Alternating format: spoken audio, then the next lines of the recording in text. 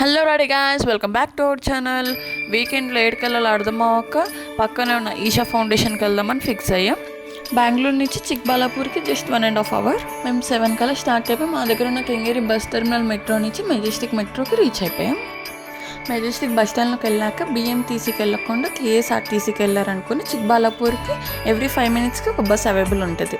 మేము Majestic bus స్టాండ్లో tiffins తినేసి స్టార్ట్ అయిపోయాం. నార్మల్ మన ఓన్ ట్రాన్స్పోర్ట్ అనుకుంటే 1.5 hours, బస్ అయితే 2 hours పడుతుంది. అక్కడ చిక్బాలాపూర్కి వెళ్ళాక పైకి ఈషాకి వెళ్ళడానికి ఒక బస్ అవైలబుల్ ఉంటుంది. అరౌండ్ 30 rupees ఛార్జ్ అవుతుందండి. ఫైనల్లీ మేము ఈషాకి వచ్చేసాం.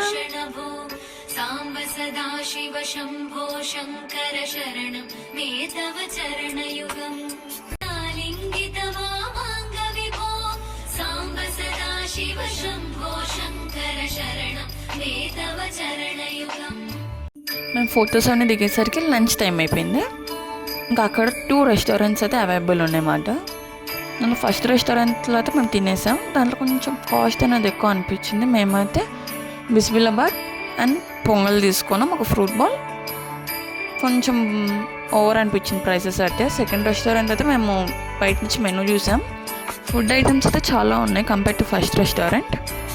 ఇది మా చిన్న Isha Foundation blog. If you like this video, please like, share, subscribe. Don't forget to press bell icon.